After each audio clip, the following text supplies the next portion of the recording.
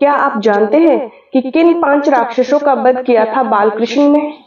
देवकी और वासुदेव के विवाह के समय आकाशवाणी हुई थी कि देवकी के गर्भ से जन्म लेने वाली 8वीं संतान कंस का वध करेगी। इसके बाद कंस ने देवकी और वासुदेव को मथुरा के कारागृह में बंद कर दिया। कारागृह में कंस ने देवकी और वासुदेव की 7 संतानों का भी वध कर दिया।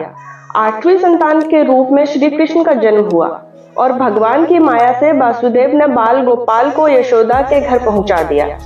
कुछ समय बाद ही कंस को मालूम हुआ कि देवकी की 8वीं संतान का जन्म हो चुका है और वह गोकुल में है।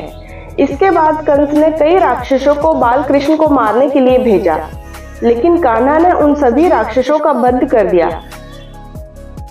तो पहली राक्षसी थी पूतना। बालकृष्ण ने सबसे पहले पूतना का वध किया। पूतना के विषय में काफी लोग जानते हैं। वह कंस द्वारा भेजी गई एक राक्षसी थी और श्री कृष्ण को स्तनपान के जरिए विष देकर मारना चाहती थी। पूतना कृष्ण को विषपान कराने के लिए एक सुंदर स्त्री का रूप धारण कर वृंदावन में पहुंची। मौका पाकर पूतना ने बालकृष्ण को उठा लिया और स्तनपान कराने लगी। श्री कृष्ण ने स्तनपान करते करते ही पूतना का वध कर दिया। तृणाव्रत का वध। जब कंस को यह मालूम हुआ कि पूतना का वध हो गया है, तो उसने श्री कृष्ण को मारने के लिए तृणाव्रत नामक राक्षस को भेजा। तृणाव्रत बवंडर का रूप धारण करके बड़े बड़े पेड़ों को भी उखाड़ सकता था। तृणाव्रत बवंडर बनकर गया और उसने बालकृष्ण को भी अपने साथ उड़ा लिया।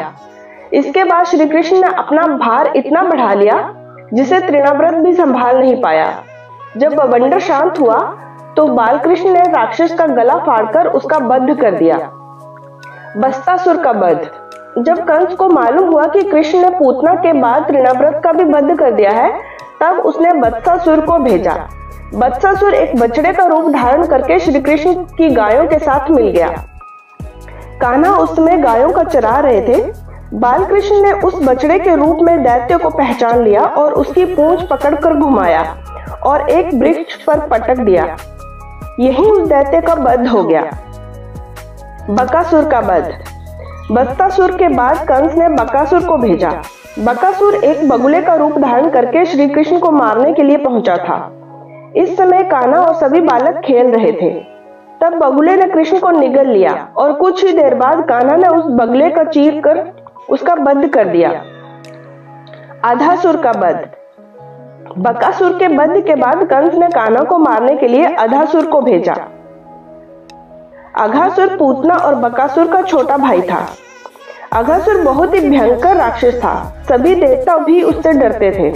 अघासुर ने कृष्ण को मारने के लिए विशाल अजगर का रूप धारण किया। इसी रूप में अघासुर अपना मुंह खोलकर रास्ते में ऐसे बन गया जैसे कोई गुफा हो। उस समय श्री कृष्ण और सभी बालक वहां खेल रहे थे। एक बड़ी गुफा देखकर सभी बालकों ने उसमें प्रवेश करने का मन बनाया। सभी ग्वाले और कृष्ण आदि इस गुफा में घुस गए। मौका पाकर अघासुर ने अपना मुंह बंद कर लिया।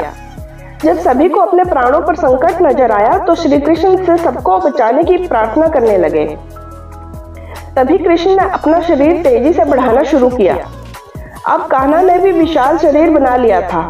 इस कारण अघासुर सांस भी नहीं ले पा रहा था।